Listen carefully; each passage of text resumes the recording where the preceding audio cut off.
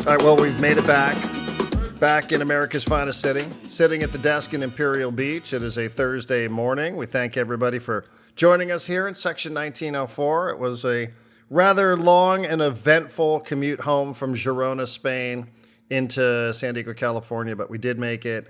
Did get a decent night's sleep, I will say. Knock on wood. We'll see how long the energy lasts. I have not yet experienced any form of jet lag, but it's a Thursday, and there's plenty of time for that to settle on in.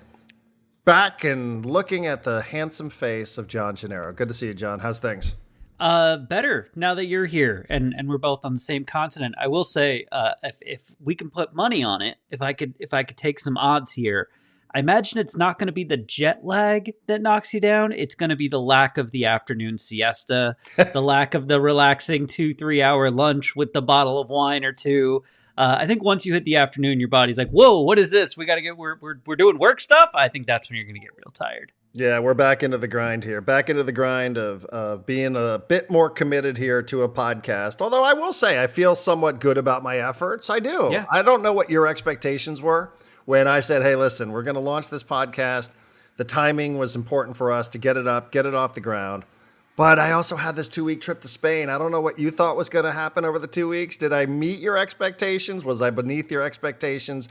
Was I above your expectations in terms of the contributions that I made, that my wife made, that other travelers made from where we were traveling through Sitges and Valencia and La Repita into Barcelona and into ultimately Girona? I don't know what you thought was going to happen here, but how did it stack up? No, we can do this. We can do some inter-show talk here for a minute. This is fun because I told everyone on my part of the podcast yesterday, I told everyone that you probably weren't going to listen because you don't like the sound of your own voice like most people. But I thanked you. And I said, look, I before we were coworkers and even before we were friends, I used to listen to your show almost every day.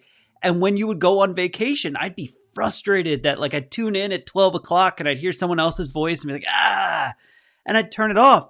And I was like, this has been thrilling to me. And honestly, a testament to how much you take this seriously, that you were sending me audio or finding time in your vacation to podcast with me almost every single day. When you said you were going away for 2 weeks, I did not expect something every single day.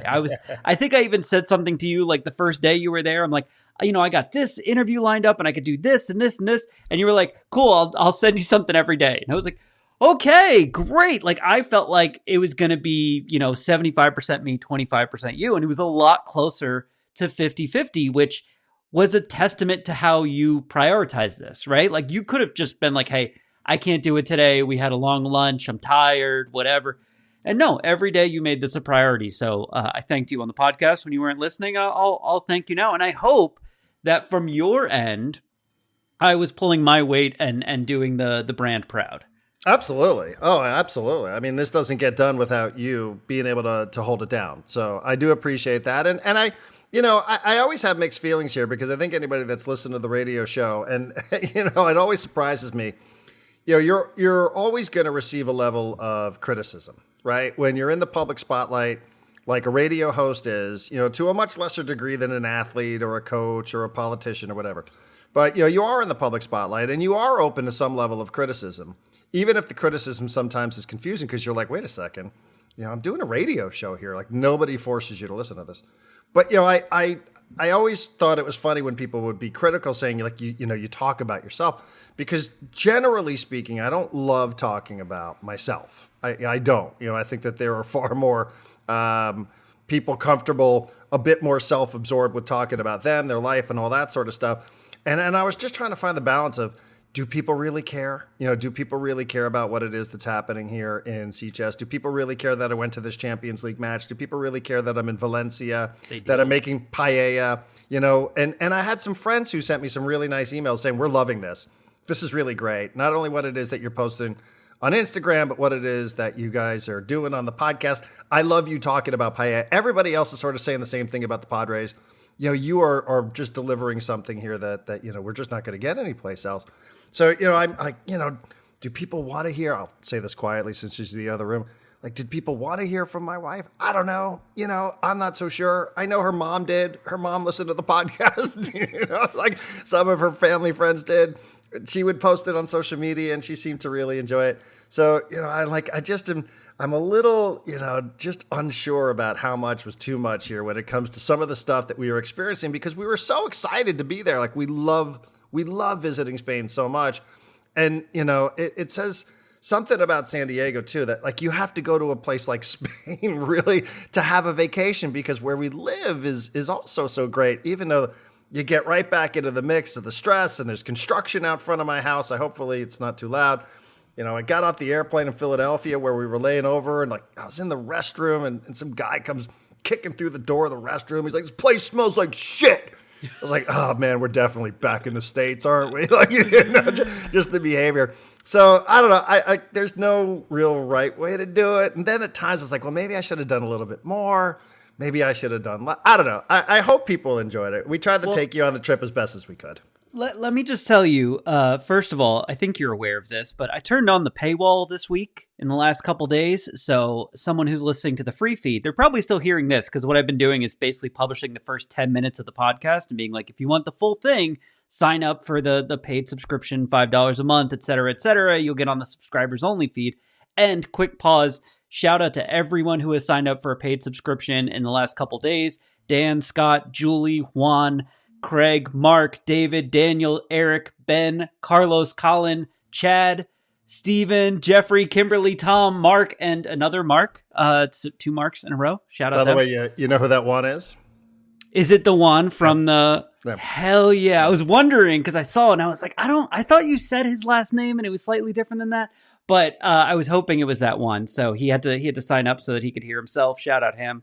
Hopefully we turn him into a diehard Section 1904 fan and listener. But there was also, I'd say, as many people as I just said right there that signed up for new paid subscriptions. I got as many emails from people going like, "Hey, I'm really sorry. Like, I can't figure out how to get on the paid podcast," or I went to go read Front Row Seat, and after the first few links it cut off. What am I doing wrong? And so I helped everyone out who emailed me. Everyone is good now. And while doing so, I'd have these little chats with them. They'd be like, "Hey, I love what you and Darren are doing. This is great."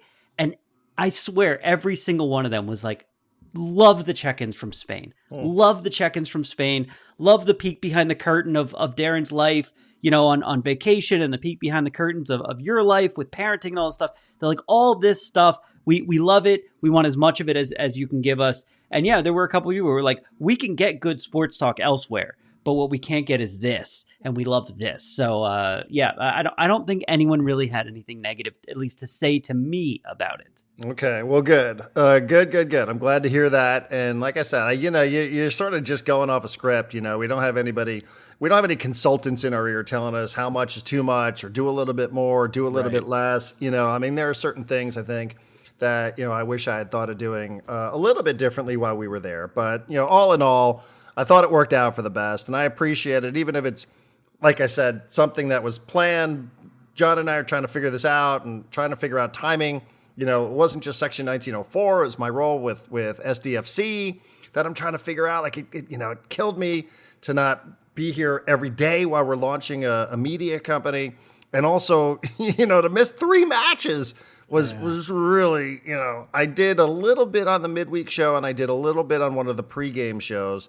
But, to miss 3 matches, this is the Wally Pip scenario here, where you really do worry that you're going to get Wally pipped. So thankfully, at least as of Thursday morning, I am still scheduled for this Saturday against Sporting KC, back in the booth with Adrian Garcia Marquez. So I'm excited about that. And I think for the next couple of weeks, I'll be in the booth with Adrian. So that's really, really good. But it was great. It was great. Like I said, when you come back from vacation, and it's a long haul. It's funny. We arrived in San Diego, and I looked at my phone, and my phone still had the Barcelona clock open on my iPhone. Yeah. And it said 7:39 a.m. And I looked at Leah, because we were delayed out of Philadelphia. There was some weather or some such thing happening in Philadelphia. Are you a plane sleeper? I was yesterday. I got to the point, well, my strategy was to try to sleep early out of Barcelona, because 2 p.m. Barcelona's like 5 a.m. San Diego. So I figured if I could sleep for 2-3 hours right out of the gate, then I'm just sort of sleeping in. Yeah. And then I'd wake up, listen to a couple podcasts, which I did. I was a little behind on some of the podcasts. And then I ended up watching, I never watch things on airplanes, but I ended up watching some documentary on Led Zeppelin, which I thought was actually quite good. It was 2 hours. I watched that. I don't know how many people like Led Zeppelin that are listening to this. What was so interesting about it is I don't think I realized that Jimmy Page was the absolute architect of Led Zeppelin. Oh, I knew that. He was Jimmy Page. I saw an interview with him once where he was like, "I'm not a very good guitar player. I was just great in the studio, and I knew how to cut stuff together to make it sound good." Yeah, like he was more like engineer producer than anything, but he also wrote all the riffs and everything. Yeah, I mean, and then Robert Plant has this amazing story about how he's this guy who's just trying to get pot legalized in the '60s, and how it all came together. And John Paul Jones is this sort of nerdy character, and even John Bonham, the drummer who passed away in 1980, he was like so. Deferential towards his wife. He's like, well, I don't know if Pat's going to want me to go on tour in the States. I don't know about this. It was really interesting. It sort of ended. It was all about the buildup of Led Zeppelin. So anyway, it ended in the like 1970. I was like, wait, there's so much more going on here. But I did that, and then we got to Philadelphia, and we were delayed. So we ended up going to the lounge for a little while. That Chafe's Sapphire card paid off for us, so that we got to go sit in a civilized environment in an airport, which is, it is worth every dollar. Yeah. And ate a little bit, and didn't drink, had a glass of wine. We saw Albarino on the menu, so we sort of got sentimental and said, well, I guess we should have a glass of Albarino, shouldn't we? Mm-hmm.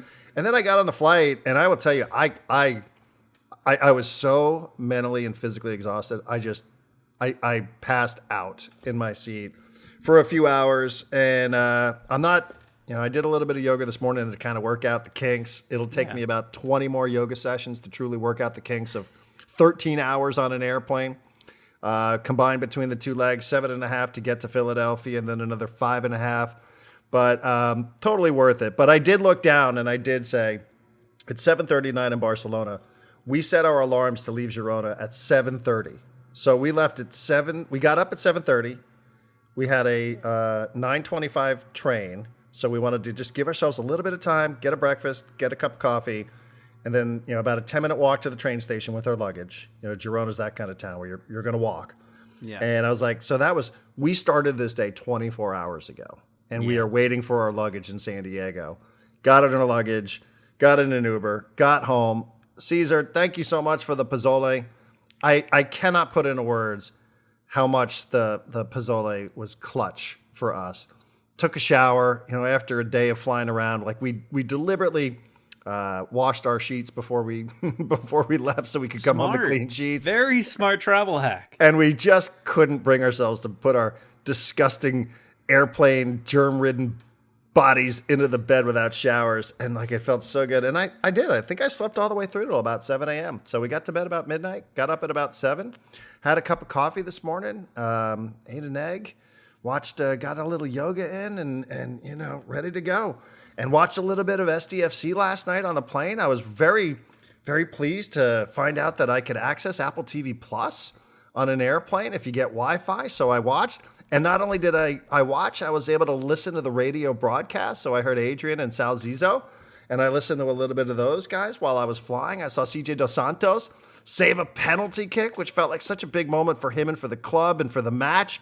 So, yeah, I mean, we're back. But there are certain things, as much as we love it, John, being back and being in your own shower, we slept in some good beds, but having your own pillow is very underrated. Yeah. The 2-ply toilet paper thing cannot be overstated. It just cannot be overstated how significant that is. Won't go into too much more detail on it, but we all use the facilities, men and women. Women get it a couple different ways. But, just the pillow, I don't know what it is that you actually truly miss.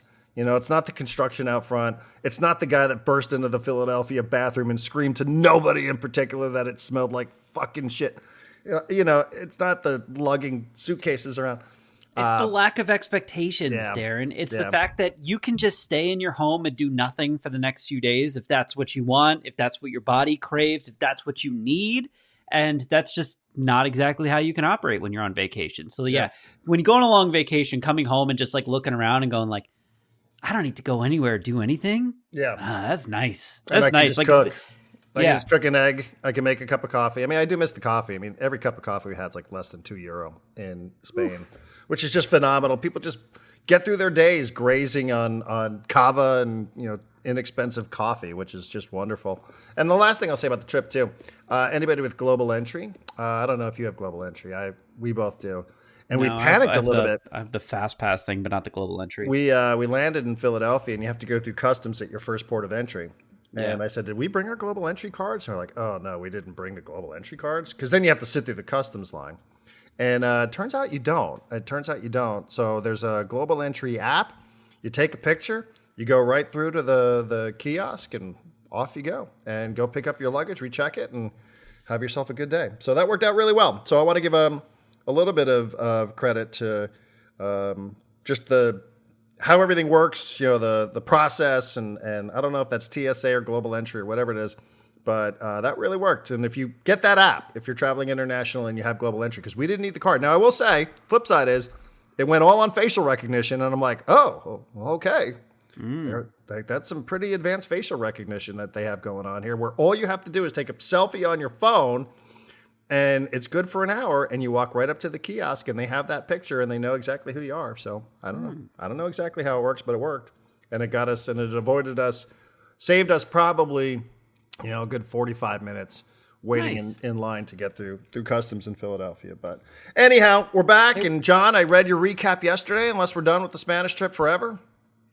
Yeah, I will be watching Barcelona later, because Barcelona's playing against their technically not even in Barcelona, but they will win the league title a little later on this afternoon at 12:30, so I'm looking forward to that. But unless you're ready, we can transition into local sports. We can transition right after this, which is I want to give a secondary shout out to Caesar, who lived in your house while you were in Spain and made you that pot of pozole for you to come home to, because he sent me a video of the pozole he was making for you. Of course, which made me jealous and wanting pozole and complaining at my friend that he wasn't making me pozole. And then I come down with this sore throat on Tuesday night. And I'm just chatting with him, and I say something about how I have this sore throat. And it was it was literally like 2 hours after I bitched him about the pozole. So I complained to him, I got this sore throat. Hopefully I'm going to be fine in a couple days. We'll see, because there was talk of maybe it's some sort of golf outing on Friday. And lo and behold, what should show up at my door? Not pozole, not from Caesar, delivery, but like a DoorDash Uber Eats order from Lourdes, which is a well-known Mexican food place up here in North County Coastal that is well-known for their chicken soup, which is apparently cures all. And so Caesar went ahead and Uber Eated me a chicken soup from Lourdes to try and help me. So both of us getting fed soup by our friend Caesar. Could not recommend that man as a friend more. But let's move on to the sports now that he's gotten all the shout outs. Yeah, what a guy. And I will tell you, the pozole was not only did it come in handy last night, we have done this a couple times where we have returned home from a trip and it's 10 o'clock, 11 o'clock at night. You have no food. And we literally will beg our Uber driver to go through the drive-thru at Burritos Luna on Palm Avenue in Imperial Beach. And they're always like, what if it... And we convinced them somehow. We're like, no, like, we'll buy you a burrito. We'll buy you something. Yeah. And to not have to do that, but to have that waiting, it's not only was it helpful last night, it's also going to be probably lunch and dinner for tonight. There's plenty of it. It looked like a lot. It looked like a lot. It was definitely a lot. So anyhow, that was that. It was a great trip. And, I don't know. One day maybe we'll rank the cities where we visited in terms of where we would want to live. But John, I will say I was monitoring, I was trying to watch ESPN programming last night because I thought that they still did the bottom line crawl, the scroll, whatever it is, the scoreboard. Yeah. I don't know if that just was the version of ESPN and ESPN2 that I was getting on the American Airlines app. but I was not able to do it. And I said, well, let me see if I can pop up SDFC against Colorado Rapids on Apple TV Plus. And lo and behold, I could do that. I did not know that. I started the trip yesterday saying, I love the Apple TV Plus MLS programming. I think it's good. I think it's good quality, good camera work, accessibility. I'm going to go back and watch some of these matches. I was a bit disappointed that I couldn't download any of the matches because I thought it would be helpful to watch them on the plane as I was getting back home. But anyway. Well, Darren, that's like a 2.5 hour long video that's in high def. That would be a massive file. On airplane Wi-Fi, that would take you longer to download than the length of your trip. No. I was going to try to do it before I left. Oh, and they wouldn't let you do that. Right, because lots of people download programming off like Netflix and things like that. Yeah, I do that. Right? I do that, yeah. Yeah, and it seems like a very smart and effective way to travel. But I don't do any of that, so I figured, okay. But they won't let you do it, and I was, I don't know, just a suggestion. I don't know, maybe there's copyright reasons why you can't do it with a sporting event. I don't know. But so I downloaded game notes instead and was reading game notes on the plane, getting ready for Sporting KC. But what a win. 3 straight, 3 on the bounce now, second place Western Conference, 2-0. Dreyer, McVeigh, not in that order, McVeigh, Dreyer. Dos Santos, his 5th clean sheet of 2025, 7-4-2. He earned this one. Yeah, saving a penalty kick. I was really happy. I was watching that one live. Like I said, I did a cost analysis of just watching the free window, or I wish I had known earlier. I probably would have paid to watch the whole match, but I can watch it later today. So it's not like I was contributing on social media or anything, but their 3rd straight, that's the longest winning streak in club history. Everybody remembers that they started the season and started their whole campaign. 7 straight unbeaten, which is the 2nd longest streak ever for an MLS expansion club. But 3 straight wins, Sporting KC and then LA Galaxy over the next couple of weeks. This was a really, really impressive win. I had no idea what to expect midweek. I didn't know what to expect in terms of starting 11. Would players be rotated? Players who played over the previous weekend. Notably, only a couple of substitutions over the weekend.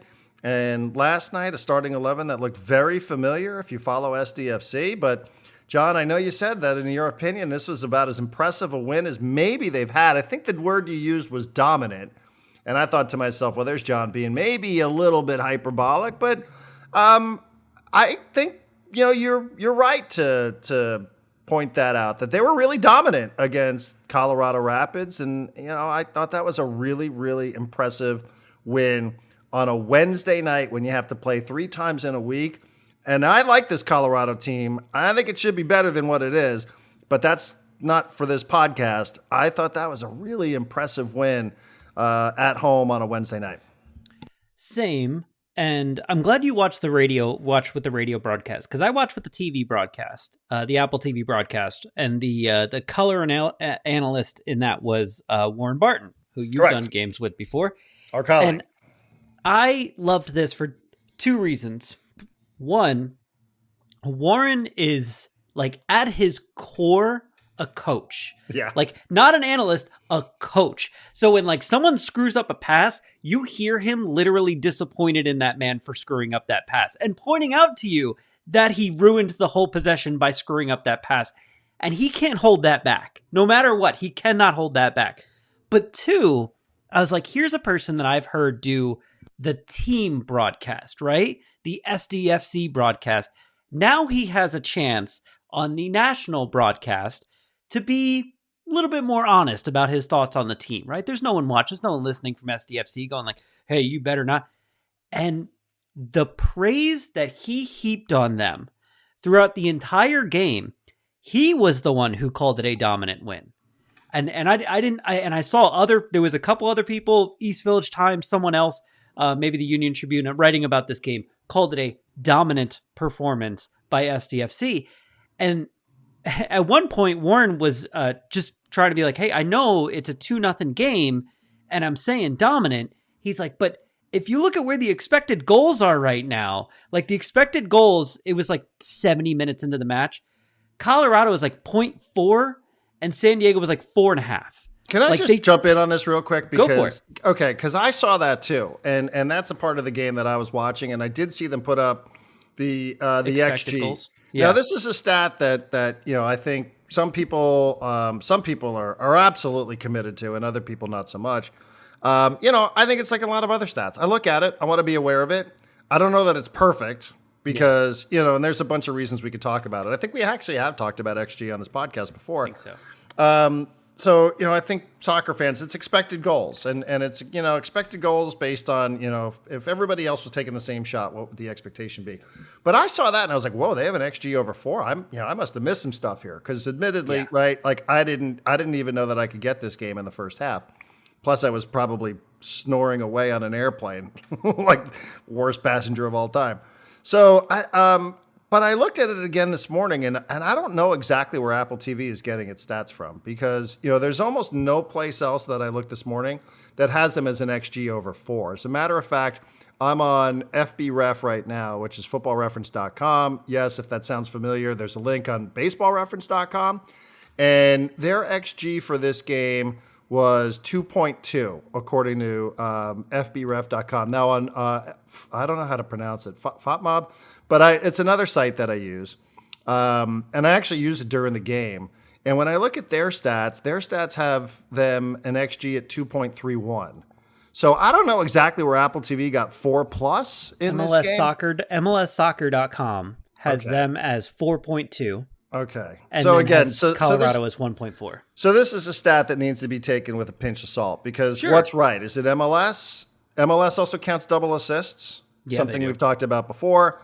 But 2 other websites that I've been on today, actually I can pull up a third because I can pull up SofaScore, which, yes, there are all these different websites, everybody. And I could look in and see, let's see, last night match 2-0 over Colorado, statistics. Their XG is 2.31. So now we've had 4 different sites and they have the same exact, so they must use the same services as FOTMob or whatever. FOTMob, FOTMOB. So they must use the same because it's 2.31, 1.23. Okay, so they use the same service, which is probably a service called Opta. And not everybody uses Opta. MLS now subscribes to some statistical company, I think in Europe someplace. So, anyhow, back to the original point, which is, yes, like I saw that and I was like, whoa. And then this morning I woke up, I was like, well, I don't know I guess I know now where they got it. I just believe what you want to believe, I suppose is the point. Well, and watching the game, especially in the first half of this game, the second half of this game, there was a lot of like times in which SDFC flirted with just parking the bus, right? Especially when things got squirrely with the penalty kick and everything, and they were like, oh, we shouldn't mess with this. But they finished the game, possession, 60% SDFC, 40% Colorado. That was evident. They had 3 times as many shots and twice as many shots on goal. And like, that was like the entire first half felt like it was played in the SDFC attacking third. Like the entire first half felt like it was there. I know at one point I was actually confused because they showed the heat map of where Yepe had been on the field, and he'd mostly been in the midfield. And I was like, that's crazy because the entire first half, they were just passing the ball around in the attacking third, finding someone open enough to take a shot. And the interesting part of this, and I mentioned it in my write-up, and Warren was calling it out. He was like, you got 21 people in the attacking third, and it's been like that for like most of the first half. And he was like, now you would say like, hey, that's really great for SDFC. He's like, but be careful. Be careful. He's like, you're putting yourself in a position where something can go wrong. And like almost the second he says it, someone on Colorado gets the ball around midfield and they basically kick it, and it would have gone in the goal about an inch below the crossbar, except Dos Santos ran backwards, jumped, and just fingertipped it over the top crossbar. It was an incredible save. Like so much so that like the announcers were like, he practices that. We assure you he practices that. That's not just luck. That was an amazing save based on lots and lots of practice on that specific thing. But it just felt like they should have had more goals. Part of the issue, and I'm not going to say issue, I attribute why SDFC looked so good last night to not just the fact that Colorado's obviously like going through it a little bit, But there just seemed to be that strategy change that you and I have talked about for like a month. They led off the game with some guys on the back line throwing long passes up to the strikers on the other side of the field. And that's just something that we have not seen from them at all. And it seemed like whenever the ball got to the back line, they kind of had their, okay, option A, option B, option C. Option A was, can we get the ball into the midfielders and have them work it up? And a lot of times that was blocked. Option B was, is there a long ball we can throw into Chucky or Dreyer or a striker of some sort? If that didn't look like that was an option, the defender himself would take the ball all the way up to the attacking third by himself. Luca Bombino did this like 4 or 5 times. Chris McVeigh did this a handful of times. Godoy, who I know is more midfielder than defender, Godoy probably led the team. He had 6 shots, and I think it was like 6 shots on goal. He kept getting really, really good opportunities and just couldn't get one home. And they were actually like joking about it on the TV broadcast. Go like, man, Godoy, he really wants one. If he could just straighten out that left foot, he would have 2 goals by now. And it just felt like a very democratic system. It wasn't like, you were seeing it with Colorado, and we've seen it with other teams too. They have like their star player that it's like, get the ball to this guy and he'll make something happen. And there was some times where they would do that with Chucky. Hey, we'll throw the ball, especially the long ball. Like the defender would kick the long pass up and Chucky would get it, try and make a play with it. But it just felt like they were like, hey, we're going to overwhelm them. We're going to have so many options. There's going to be so many choices. And eventually someone's going to get an open shot. And we don't care if it's Godoy, and we don't care if it's McVeigh, and we don't care if it's Dreyer, and we don't care if it's Chucky. We don't care if it's Luca Bombino, who had like 3 shots on goal. Like, someone is going to get a good open shot, and we don't care what position he plays. And that was really cool, kind of different. And you could tell that Colorado was not ready for it at all. It's interesting because I'm looking at the long balls, and they had 45 in the game, which is less than they had the previous couple of weeks. So wow, I think one of those things is, it's the effectivity of the long ball as well. I don't think that they're afraid to go long on certain passes. They're never going to be a team that's just going to do what some of these other teams do. Like Colorado's a great example. Colorado wants their goalkeeper Zach Steffen to boot the ball as far as possible. Other teams want to just boot the ball as far as possible. Every time you get it and it's a goal, kick it as long as you can. Kick it into the other side of the field. If you lose possession, so what? At least it gives us a minute to set up defensively. It's not what SDFC really wants to do. But, I do think, we've seen a time or two, if you're like, okay, the opposition's determined to take away the midfield, we can't be afraid to go over the top, right? We can't be afraid to go route one, as they call it. I think about the Columbus game, where they kind of went over the top a little bit, and they were trying to get the ball to Dreyer, and that's a game where you end up getting a Columbus player sent off because, it's like, oh, okay, now they're just going to boot the ball over the top. And I think that's just a good adjustment from them. I don't think that they're changing anything. I think that they're just adjusting to what it is that other teams are doing against them. And, that to me is, that's a credit to Mikey. That they're not going to abandon their principles. They're not going to abandon their philosophy. I can promise you that. And they shouldn't. They absolutely should not. This is who they're going to be. They're going to be a possession team. They're going to be a team that wants to pass the ball, possess the ball, but not just for the sake of possessing it, but also for the sake of advancing it. And I think it's been really, and this will lend itself to, to some defensive risks that'll be taken from time to time. And I think that that's just who they're going to be. And I think that that's who they're going to be comfortable being. And, I know what you're saying because I get to work with Warren and I could hear him in my head sometimes. Why are they passing it around in the back? Just kick the ball out of there, But that's not, it's not really who they want to be. And I think it's to their credit. I think it's an enjoyable style. I think it's an enjoyable style to watch. Obviously, it's a style that I just got back from Spain watching. And I know it's probably stupid for me to try to put FC Barcelona and SDFC in the same sentence. And, I hope I'm making my point here. But, having been around that for a couple of weeks in Spain, they're still talking a little bit about the Champions League match and giving up the goal at 3-2 in the second leg against Inter Milan. And one of the reasons they gave up the goal is because they tried to score a 4th goal instead of just protecting. Yeah. And it's a huge conversation in Spain about whether or not Barcelona did the right thing. On one hand, boy, it'd be great to be in the Champions League final. On the other hand, Barcelona was true to itself, and Lamine Yamal took a shot up 3-2 that would have put him up 4-2, and it hit the post. And the conversation is that what you want out of Barcelona? Or should he have run to the corner and tried to kill 30 more seconds off the clock or 40 more seconds off the clock, ended up getting fouled, keeping possession, waste a little bit more time?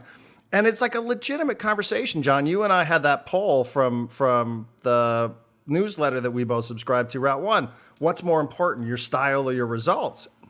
And it's not a question I think that you would ask in American football or baseball but it is a question that you ask in the sport. And, again, not to be and sound all or sort of douchey and stuffy soccer snob, etc. But, that conversation is like a real conversation. There's a lot of people like, no, like we 100% believe that what Lamine Yamal was doing in that situation was the right thing because that's who Barcelona is. Yeah. That's the way that they play. And the same thing goes for SDFC, bringing it back here locally. They're going to make a couple more mistakes here in the back. Like, they're never going to be perfect. But I think the fact that they want to play an enjoyable style of soccer, that they want to go for it, that they're willing to put up with some defensive risks from time to time, might cost them a couple of points here and there. But they are committed to this. And I think it's good, and I think it's fun. I think it's attractive football. And frankly, in a sport that often gets ridiculed in the United States because it's kind of boring and, it can... what's so exciting about a 1-0? They're going to play a brand of soccer that is potentially going to be high scoring, which we've discussed both ways, because they're committed to this. And I think it's good for the game. I think that's really, really good for the game. I think that playing attractive soccer, even while running some risks of opening yourselves up, I think I support that. I think there should be more of that in this sport because there's way too many coaches on the other side who don't want to do this sort of stuff. Yeah. So I want to hit two things. One, I want to reply to you, and two, I want to talk about part of the game that I think you missed. So one, shout out Warren again. There was a play where, and I don't think this ended up being a goal, where I know it wasn't a goal. SDFC had the ball in the attacking third, and it was almost like watching an NBA team pass the ball around the perimeter, looking for the open man. I've been to too many Clippers practices with Doc Rivers as coach. I hear him screaming in his voice, "Give up the good shot for a great one." And they had like 5 guys kind of wrapped around in front of the goal. And you just saw like the first guy had it and he was like, "I got a good shot, but he's going to have another one." And they just kind of passed it down the line. And then the last guy was open and he took a shot and he missed it wide. And Warren was like, "This is how SDFC wants to play. Like, just keep moving the ball, because even if you have a pretty good shot, if you move it, you might open up a great one." And that kind of tells you what they want to do in the attacking third.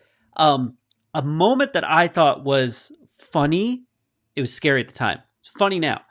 So Chucky, I think, wants the long ball, right? Like, he wants the ball from the back that he can use his speed and run out and get it and get those breakaway opportunities. And he got a long ball early, I'd say 25 minutes in, and he wasn't able to control it, and it kind of bounced away and went out of bounds.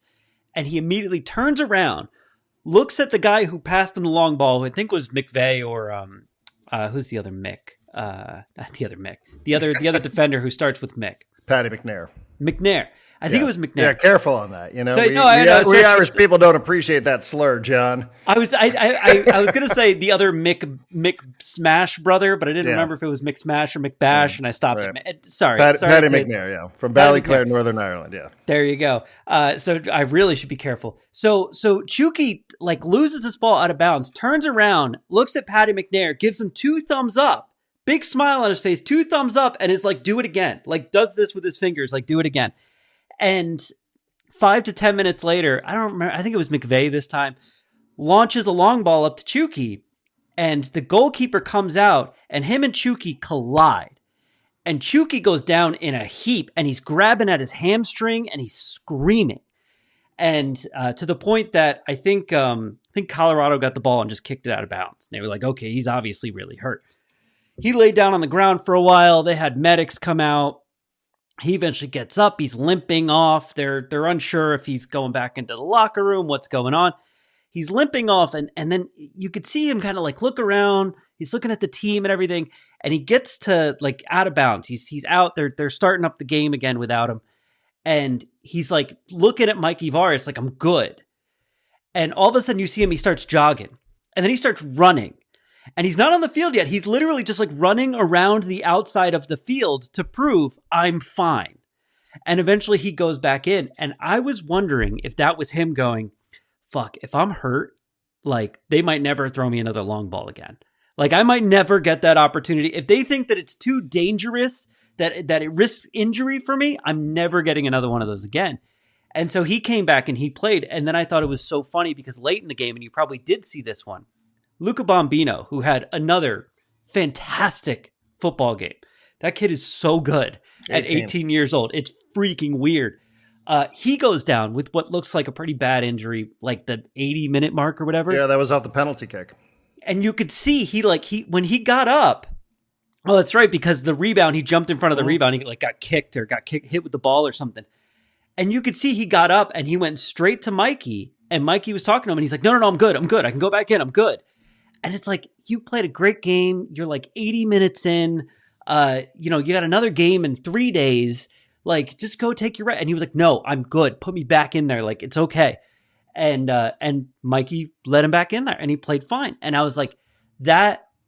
And Bombino, it's like, I don't want to give up any minutes, right? Like, he's like, I just staked out my corner here. Like, this is my spot. I'm the starter. I don't want to give anyone else an inch of opportunity to come in and take it from me. But the Chucky one was funnier to me because it just seemed like it dawned on him of like, I might not get another long ball if I leave this game. So I'm going to come back. I'm going to play. He shook it off pretty quickly and then played pretty well after that. But it was funny because it was like the first couple like long balls that he's gotten, it felt like in a while. And he ends up colliding with the keeper. Well, yeah, I mean, again, it's going to be part of their game. It's just not going to be their identity. I think it's sort of like a pitcher who has a good secondary pitch, and it's part of what you want to do because you want to keep everybody honest. And plus, we also have the speed up top, especially on the wings. I really do like this Alex Mighton and Irving Lozano, Chucky Lozano combination out there on the wings with Dreyer in the middle, and Dreyer has found himself again, and he's played great. Even that shot yesterday for that rebound to come right back to him was just that is such a goalkeeper, that is such a goal scorer's moment there for Anders Dreyer. So he has found himself, and I like him in the middle. I like this combination. I won't worry about Marcus Ingvartson when it's time to worry about him. But I do kind of like this combination of those two speedy wingers and Dreyer who can, pull defenders up and clear some space in the back, or he can move forward and let the wingers cut in.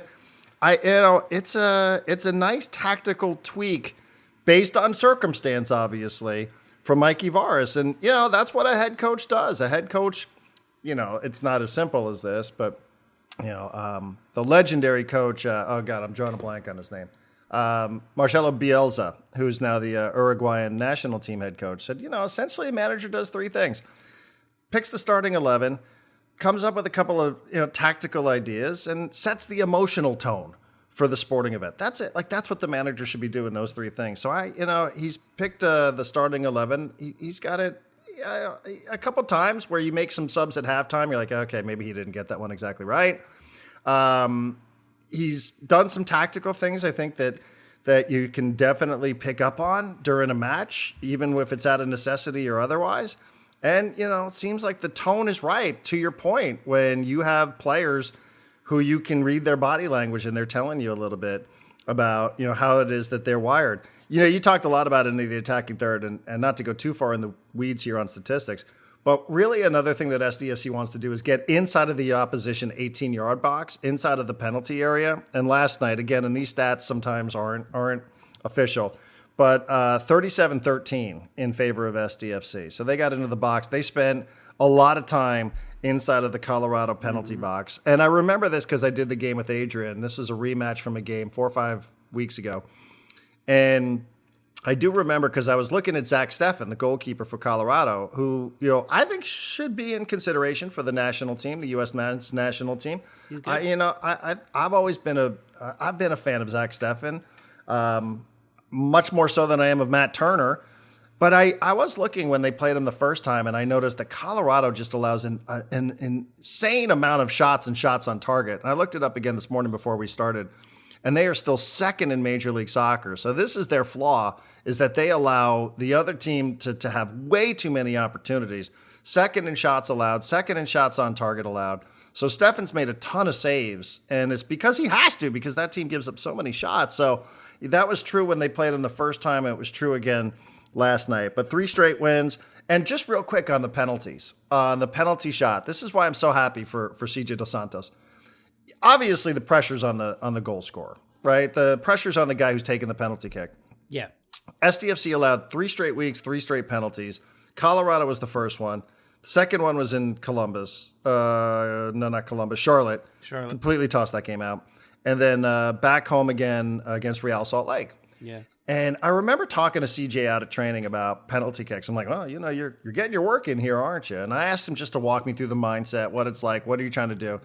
And he said what was so frustrating for him was that he felt like and guess isn't the right word. I mean, ultimately, I guess it is a guess. Do you go left? Do you go right? But he said he spends a ton of time looking at who the opposition penalty kick takers are and what it is that what their trends are.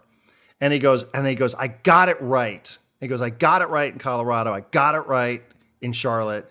And I still allowed the goals. That's the most frustrating thing. If I get it wrong, if I go left and he goes right, then it's my process. He goes, that was the most frustrating thing.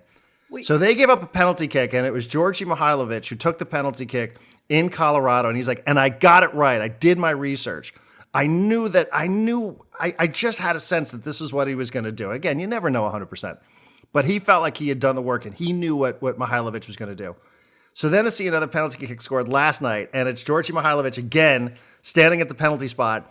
And I think they said this on the broadcast. Sal said this, I think, Zizo on the radio. You could sort of see there was a level of confidence with CJ before that penalty kick was taken because he had studied Georgi Mihailovic. He's like, I have a feeling I know what you're going to do. I knew what you're going to do the first time, and this time I'm going to be better. And he saved that penalty kick, and I just thought that was a great moment for CJ Dos Santos. Dos perros! Yeah, I was sad. We did get one of those on the radio call, by the way. I was sad that I was not. I think I posted in our Discord that I was sad that I was not listening to the radio broadcast because it was 2 different times where I knew that Adrian was barking up a storm and yelling "Dos perros!" I was cackling on my flight home. Okay, so one thing on that, and then one to not be completely positive on SDFC, like one piece of criticism, or at least one player worth criticism, I think, maybe. And then we can go into Padres. Do you remember, did Mihailovic go to the same spot? Now that I know that it's the same guy, did he go to the same spot? Was it down and to the right? Because when they showed on the TV broadcast, they showed like a heat map of where he typically goes for penalty kicks. And it showed that he almost always stays down. He doesn't go for a high corner. He goes down. And it seemed like overwhelmingly he would go down and left. And they showed that on the broadcast. And I think Warren was like, so you can see he likes to keep the ball down. Looks like he prefers going left. And then Dos Santos jumped right. And it was the correct call because that's where the ball was going. He blocked. And so I was actually like curious, like what made him jump right? If this heat map they're showing on Apple TV says he likes to go left. And I wondered if that was like he went left last time, so he's going to go right this time, or is that what happened? He went towards the left side. It was a little more towards the middle. I remember CJ jumped to so it would have been CJ going to his right, and I think he got he got it with his foot. He didn't get it with his hands. But, that's also another tricky thing, too. Like, obviously, Georgi Mihailovic is the guy that you want taking the penalty kicks. Yeah. If you're the head coach in Colorado. But it is something to think about. Like, do you want the same guy taking the penalty kick? Because now the guy has seen you. Yeah. And he's seen you once, and do you want to put somebody else up there just for the sake of mixing it up? So like it is an interesting little chess match going on there that it's like if you get 2 penalty kicks in a game, sometimes the conversation is, do you want the same guy taking the penalty kick? Now, maybe that's based on result. Did he make the first one? Did he miss the first one? Yeah. So, but it is always a conversation, but it was a little bit more down the middle for Mihailovic on that first one a few weeks back. So, again, I want to give a ton of credit to CJ here. I know people think this is just a flip of the coin sometimes. And I understand that guys can do things that you weren't expecting. There's But I do still think that there's video. enough video, and I do think that there's enough, like you said, there's a heat map on this sort of stuff. Yeah. And maybe it's just like I think I know what you're going to do. You went this way last time, so I think you're going to go this time.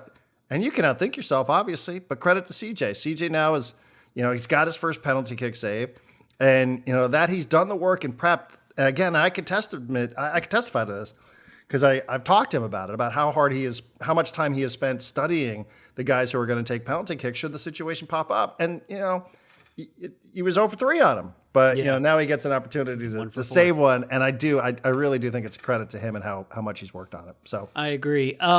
Real quick. I expected Luca De La Torre to not start this game. He started the game. I thought he was bad. And then he got replaced in the 78th minute by Olaski, who was the guy I thought should have started, who almost immediately got like a really good shot on goal. I know it's different, midweek, short rest, all that stuff, but like we're getting to the point very quickly now where I don't know that they can keep starting Luca De La Torre. He's being something of a zero for them in terms of he will move the ball ahead with a pass. But he'll get the ball and immediately pass it. He's not advancing it. He's not really playing any sort of defense. If a defender gets between him and the ball, he's not really fighting for it. He's just there as an outlet for people. And then Olaski gets there. He gets the ball. He's creating space. He's fighting with defenders. He's getting shots on goal. And it just looks like a different team when he's out there sometimes. So I like Luka. He was one of my favorite players in the first few weeks of this season. And I was really rooting for him, San Diego kid and all that. I think it's pretty close to him losing that starting spot. I'd be surprised if he did, but I will say one thing about Luka, and I will admit I haven't jumped into it. I'm trying to scramble real quick here just to see some of the stuff from last night. It doesn't look like, it looks like the other midfielders were rated a little bit higher than him. The thing about Luka that I will say is sometimes you're like, he was pretty anonymous in that one, wasn't he? And then you look at the end of it and you go, oh, okay, actually he had the most progressive runs in the match, or he had the most progressive passes in the match. Yeah. Again, this is another one of those stats that some people will say, like last night there's a shot called, or a stat called shot creating actions. And he was second on the team behind Dreyer. He had eight shot creating actions. I will say sometimes Luka, as is his personality, he's a pretty quiet kid. And sometimes, you can almost get lulled into thinking that Luka really was a non-factor, or that very Luka deferential. Very right. Differential. He's not a player who's going to have a bunch of goals and assists. As a matter of fact, he said his goal this year was to have 10 goal contributions on the season. I'm just trying to see. Let's see. Carries, number of time he controlled the ball. Luka. Yeah, I mean, I won't go through all of this right here, but in terms of, let's see, just passing, sometimes he can just do things that don't really, you're sort of like, oh, okay. It's deceptive, the contribution that he makes, because, he's not filling up a stat sheet. He's not on the scoring sheet at the end of the match. So, yeah. I do think there is a little bit of that, and I've been saying similar stuff myself. Let me see. I'm almost getting here. I'm just sort of filibustering until I get there. That's fine. Yeah, I mean, I don't know. I mean, maybe it doesn't look like it was. Yeah, I mean, it doesn't look like there was much going on here for him. I would say it was probably a pretty mediocre game for Luka. I mean, it didn't look like he was bad. He didn't get bad ratings. He didn't get good ratings. He just kind of was there. And as you said, he got subbed off 77 in. But yeah, I think some of the stuff that he does sometimes, it's like a little more subtle part of the game. That's fair. Yeah. That's fair, and I have no problem with that at all. It's just Olaski comes in and it just feels different. Olaski's just doing loud stuff every week. And you're just what? I love Olaski. I'm really happy that he's been putting the ball in the net too. Man, he's been really good, and I kind of want to see what he looks like if you just give him 70, 80 minutes. But he's going to be a front line. I think he's probably more on the front line than he is in the midfield. I don't know that you're going to start him and play him in the midfield. Who came in for Luka last night? I just had this up a second ago. I have it in front of me. Oni Valakari. So, yeah, I mean, I think Oni's probably a little bit more built for the midfield where you want Olowski to come in there. You know, Milan Olowski is a guy who won the Golden Boot in the USL and the league where San Diego Loyal used to play for Orange County Soccer Club. I mean, he was the leading goal scorer. And I will tell you, the level from USL to MLS is obviously a level below, but it's not that far below. You know, This is a guy who I think is going to be able to score. The more minutes that he gets, the more opportunities that he's going to get. I think he's going to be a fairly consistent scorer in Major League Soccer. So I'm bullish on Milan Olowski, not just because he's from Escondido, right? But because I actually, I think that there's something there. I think goal scoring, is something that is translatable from one league to the next, especially from that league to the next. Now, nobody's, we've seen a handful of guys be able to do it. I think he's one of the ones that can. But anyhow, 7:30 Saturday night, Sporting KC. It'll be a Saturday night, another great Saturday night in San Diego. That one at 7:30. We've not seen Sporting KC before, so you can imagine what my next couple of days are going to be like. Watching a lot of Sporting Kansas City, a team that fired its longtime coach, Peter Vermees, earlier this year, and have actually found themselves in great success. Hey, one thing real quick. I mentioned a little bit about the style of play. Yeah. And how I think it's been fun. The name Tom Bogaert might mean something. He's a soccer reporter, insider, MLS insider kind of guys on CBS. He was working for, I think, The Athletic for a while, or one of the more common names. He works now for a website called GiveMeSport.com. I love all these other websites that are bringing in like really recognizable names. It gives me a lot of hope for Section 1904. Sure. And he did a list this week, and it's one of these lists that's subjective, obviously.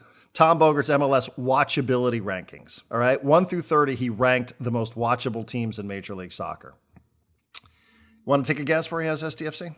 Top 5. That would be correct. As a matter of fact, you could have said top 3. He has them as the third most watchable team in Major League Soccer. And SDFC start to the inaugural season in MLS is a joy to watch for numerous reasons. First, the typical novelty. Any expansion club is going to be high in watchability in the first third of the year for no other reason than to see a new team take their first steps and go from theory to reality. Second, more impressive is the style which they play. They're a possession-built team built around structure and energy. First in MLS in possession and field tilt, third in attack speed. Third, it's not about the tactics or the team as the star type of ethos. They have wonderful individuals led by Chucky Lozano and Anders Jair. They're special players that turn possession into points. Jeppe Turskov and Luca De La Torre in the midfield set up the tempo and win control of the ball. Third most watchable team. Again, it's one person's opinion, but for what that's worth, Inter Miami number 1, Columbus Crew number 2, SDFC number 3.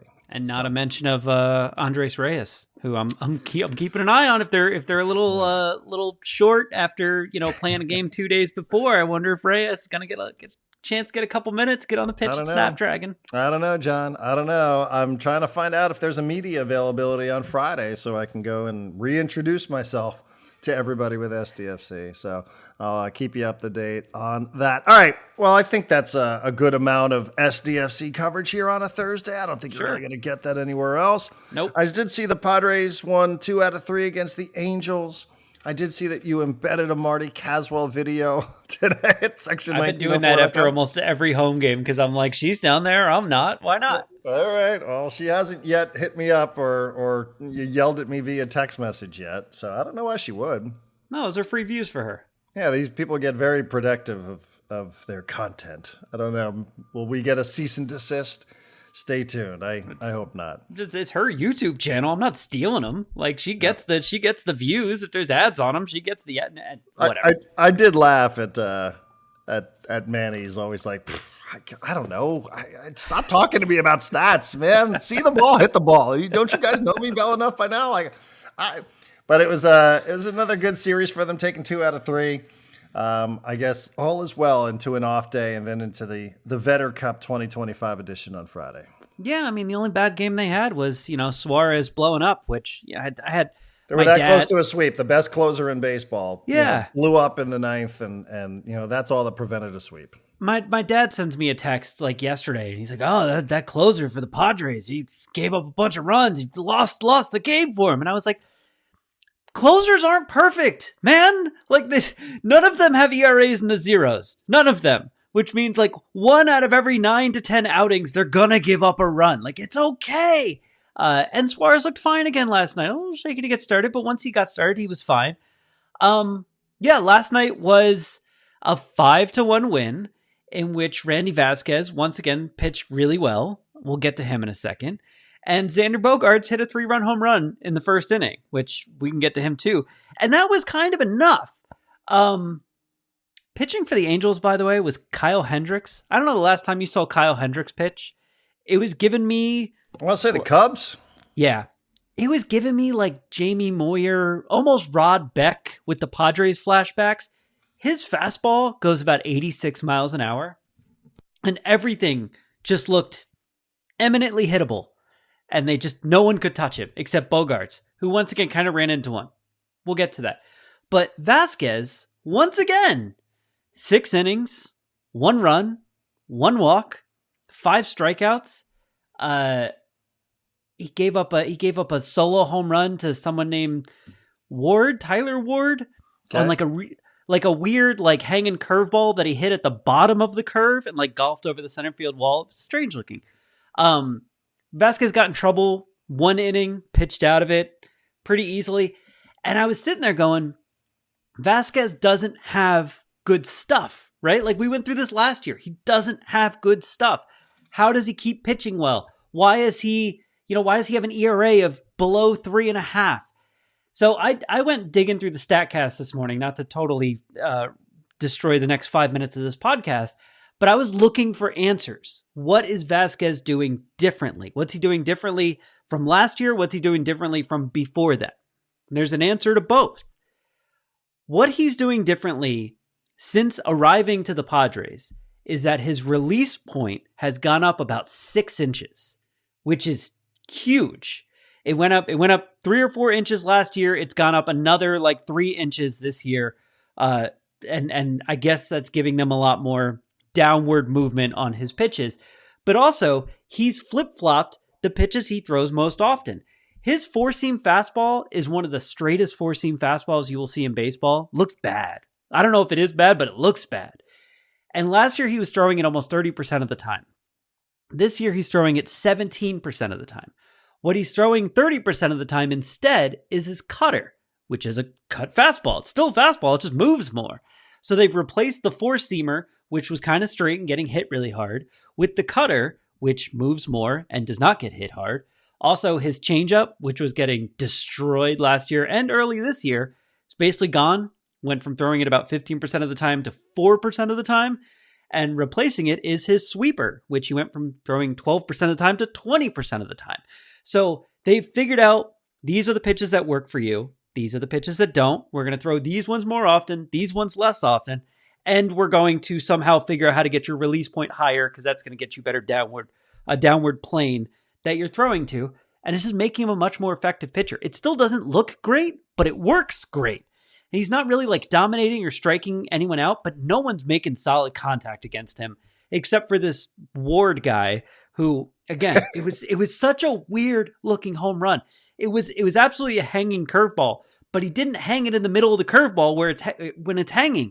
He waited until the thing dropped off and then he hit it like from underneath the strike zone. It was so weird.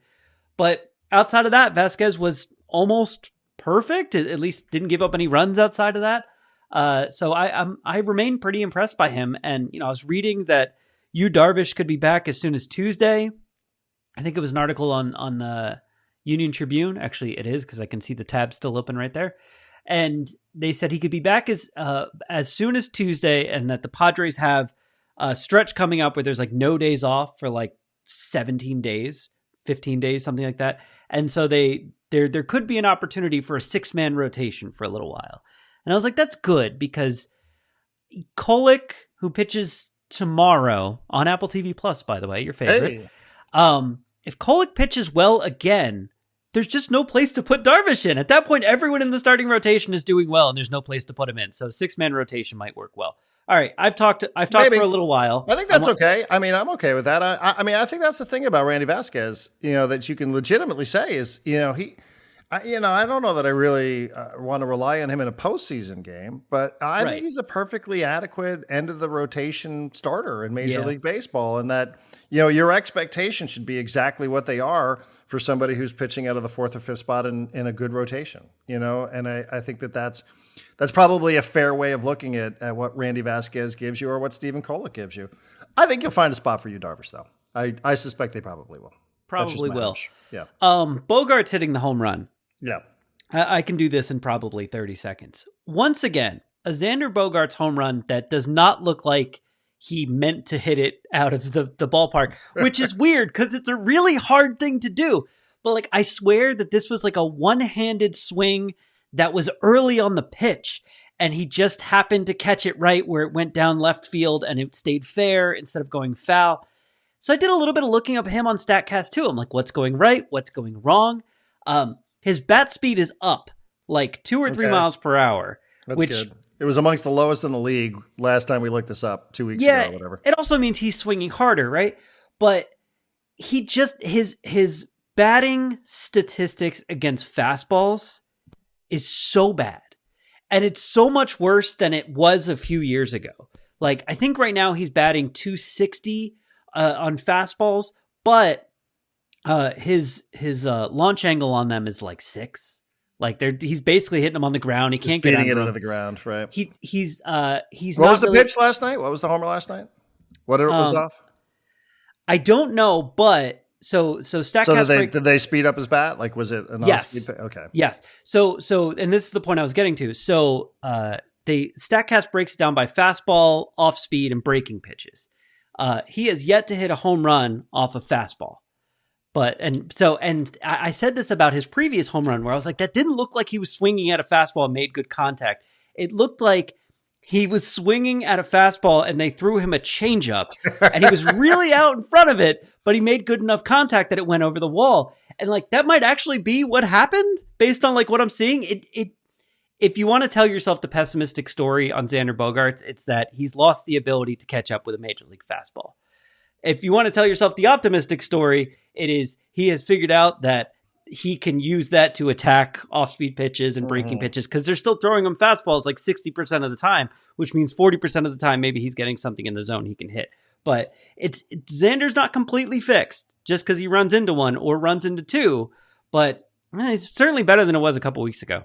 All right, so he's cheating a little bit on pitches because he recognizes what his own limitations are, and maybe that's a good thing. Yeah. I'm with you. I'm choosing to be optimistic about everything. Everything in life, everything happening in sports. Even the Knicks?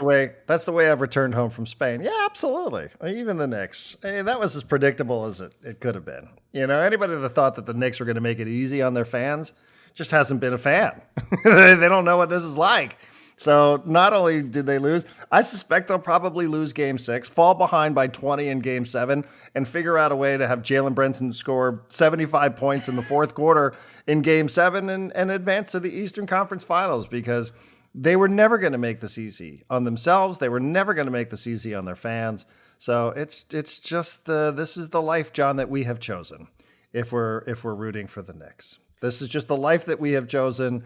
And it just is never going to be easy, even when it looks like it's all set up to be not stress-free. I mean, showing up with that kind of effort is just, But if you want to beat the champ, you're going to have to beat the champ. And I know it's a cliche phrase, but that still is a championship pedigree.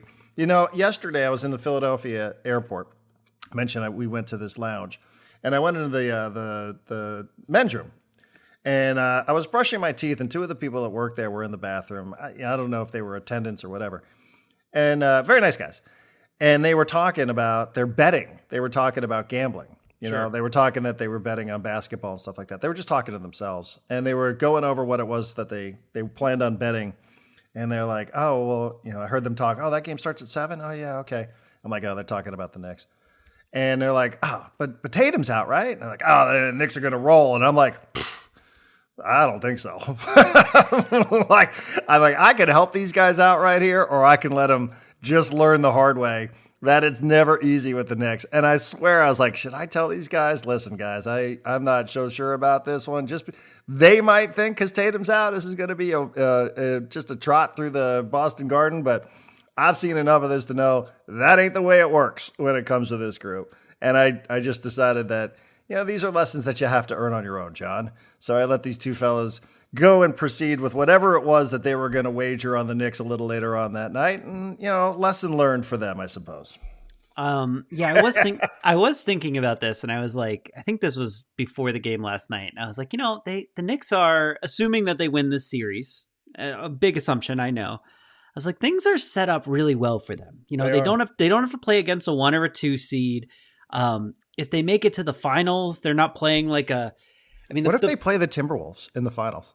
Right, that would be really entertaining. It's like if it's Knicks Pacers in the Eastern Conference Finals and then Knicks Timberwolves in the finals. Like, I know that New York is the only like large market team there, but that would be good for narrative's sake, right? Yeah, because Tibbs, the trade in the offseason. The trade in the offseason, the Tibbs history, and Knicks and Pacers is arguably one of the better rivalries the NBA has. So it would be really good. But look, I think this could be good for New York for a couple of reasons. One, there was going to come a time when they had to figure out that Jalen Brunson couldn't just do the offense by himself. Like, that they need a little bit more diversification. If you remember, like, the month leading up to the playoffs when Brunson was out with his ankle or whatever, like, the Knicks got really good without him, right? Like, OG Anunoby and Miles Bridges were playing great basketball. And it just feels like far too often the offense just turns into give Brunson the ball and clear out. And I don't know how far you can go in the NBA playoffs like that. And I feel like that was a little bit of a wake-up call for them. But also on the other side of things, the Celtics played like a different team. Like, they didn't have Tatum. Porzingis played the first 10 minutes, and it was obvious that he was a real detriment to them. They benched him and went with Luke Cornett in his place. And Luke Cornett was amazing. I think he had 7 blocks. He had some dunks. He was dominating the glass with rebounds. And Boston played a style of basketball that they haven't played in years, and certainly have never played under Joe Mazzulla. They weren't passing around looking for open threes. They were driving, they were cutting, they were passing to different areas of the court on offense. And I'm sure the Knicks were just like, whoa, what the hell is this? We weren't ready for this. We weren't ready for Luke Cornett cutting behind us and defending baseline to baseline like that. And I also feel like, Game 6 is going to be special, man. I just looked it up. Cheapest ticket to get in right now is $730. Yeah. And a Friday night Game 6 against the Celtics. Closeout game. Yeah. A closeout game, Madison Square Garden. It's going to be on fire. I also think part of this is that Knicks fans filled up the Boston Garden. Like, I don't know if you saw any of this game. I did catch a little bit of it. But when things were going well for the Knicks in the first half, the Knicks fans at the Garden were loud. And so I think there was a little bit of like, they're playing a style we're not familiar with. There was a little bit of the Celtics going like, we're not letting them take our building. We're not letting them take our pride. And also a little bit of like championship pride. I mean, that's a real thing. And, we're going to win for Tatum. And I think there was some Jaylen Brown going like, I'll carry us. I'll be our superstar. And Derek White's really good. So, and they hit a bunch of threes. They hit a bunch of threes, which is kind of what they do. I would still, if I was betting, I would still bet that this is Knicks in 6 and setting up for a really fun Knicks Pacers Eastern Conference Finals. But that's just me. What the hell do I know? Yeah, I mean, it certainly, I think, gun to my head, that's probably the way I feel too. But again, I've got some scars here. Yeah. So I'm just telling you, nothing will surprise me. It will not surprise me. The last time things were set up this well for the Knicks was 30 years ago. Probably when Michael Jordan retired. Yeah, exactly.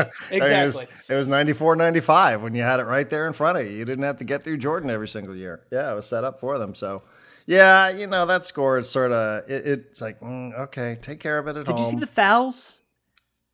Cat and Brunson. Cat's the guy that's disappointing. Well, Cat's the guy that might as well been in the bathroom in Philadelphia. Like, oh yeah, well they don't have Tatum, so we're gonna figure this out. Yeah, he was terrible. But also, like, Brunson got like 5 fouls. Like, fouled out. 7 minutes to go. He got his 5th foul like a minute into the 3rd quarter, and it was. I was kind of happy about that. I was like, "Good, Tibbs, get him out of there." This game. When he fouled out, my wife was like, "Good," because she had been screaming like, "This game's over. Put Brunson on the bench." As soon as she found out, she was like, "Good, right. good." That's exactly what I said. He'll be safe over there. 35,000 feet in the air to John's house in Carlsbad. We were having the same exact conversation, and I know we weren't the only 2 people who were having this conversation as well. All right. Well, I guess we'll call it at that. So Padre off day today. Tomorrow, we have a guest tomorrow. His name is Jeff Reuter. He is a soccer reporter for The Athletic. He wrote a piece that John and I have both read. John has reposted it as well about Nashville SC, an MLS club, obviously in Nashville, that has a bunch of supporters groups that go and support the matches each and every week. One of those groups has been absent the last couple of weeks, and what it has to do with is what's happening in the United States right now, which is, deportations.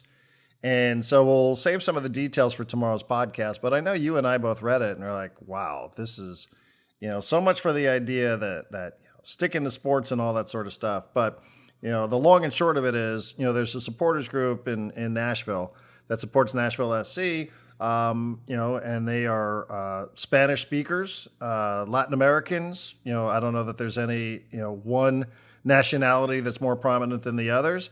I've seen this group in action because I've actually seen Nashville in person in Nashville when they were playing at the Titan Stadium, which was not a great experience, but it was made better by the fact that this group was really, really very vocal and loud and joyous and really brought the energy and brought the vibe into the stadium. And some of their fans are now concerned because of what it is that's happening in Tennessee with raids in predominantly, Latin American communities. So we'll give you all those details coming up tomorrow. But Jeff Reuter wrote the story, and it's something I think that would resonate here. We'll do that tomorrow. So stay tuned since there's no Padre game to recap. And I don't even know, is there an NBA game tonight? There's one NBA game. It's the closeout game. It's Oklahoma City, Denver tonight, right? Well, it's closeout game if Thunder win, because I think they're up 3-2. Anthony Edwards shut down the Warriors last night, who weren't going to do anything without Steph Curry. There is an interesting conversation. Kind maybe we can have it tomorrow about how this is kind of a new era in the NBA. We've reached almost the conference finals portion, and I think it's a good thing. There's no Steph Curry, there's no LeBron, there's no Kevin Durant. And it's a good thing, and it's going to leave more space for guys like Anthony Edwards and Jalen Brunson and Tyrese Halliburton to become Shai Gilgeous-Alexander. These are names that fans should know, and everybody talks about how boring this league is and how these are names. These are the future players that people should be paying attention to. Yep. So that'll be fun. I am still rooting for. I think I'm rooting for Denver tonight, just because I would love a game 7. Sure. The game 4 and game 5 of this series have been great. It's just been, Oklahoma City has more depth and Denver just runs out of gas at the end. But it's fun to watch Jokic just try, the best player in the world. It's fun to watch him try and beat the best team in the NBA by record this season by himself. It's been really fun to see that. Yeah, and I'm fine with OKC in the finals. I'm Me too. with you. I mean, I really am. They're exciting. I mean, deep down, I have a pretty long-standing hatred of the Pacers. So whether they were facing the Knicks in the Eastern Conference Finals or not, I would probably be rooting against the Pacers. But as I've said previously, really the only other team in the East that I could even stomach is Milwaukee. But I would have zero reservations watching Oklahoma City, watching Minnesota. I would have zero reservations. I think this is exciting. I think this is what the league should be pleased with, that it has these emerging young superstar caliber players. And I'm not overstating that, right? These are potential superstar caliber players that the league should be really happy to promote. And the fact that they're going to be on some of the biggest stages in the league, I think, is a good thing. Even, you're never going to win over the people who just want to constantly attack and bitch about the NBA. You're just never going to win those people over, so you shouldn't spend a ton of time or oxygen trying to do so. this is the future of your league, and it's exciting. And when people can't stop talking about the fucking Lakers over and over and over again, I understand he's LeBron James. I'm a bit disappointed that I don't know that we're going to see Curry make another run. I hope they figure out a way.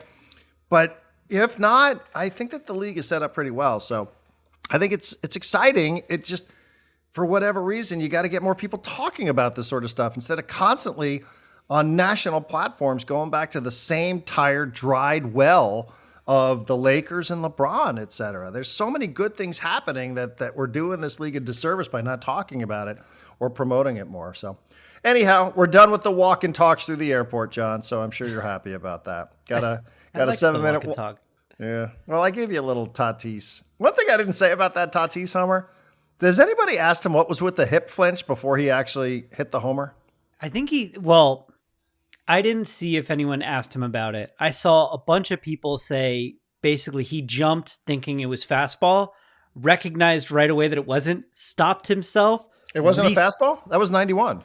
Oh, then I guess it was a fastball. It said every analysis I saw of it was he jumped early, had to stop himself, reset, and then swing.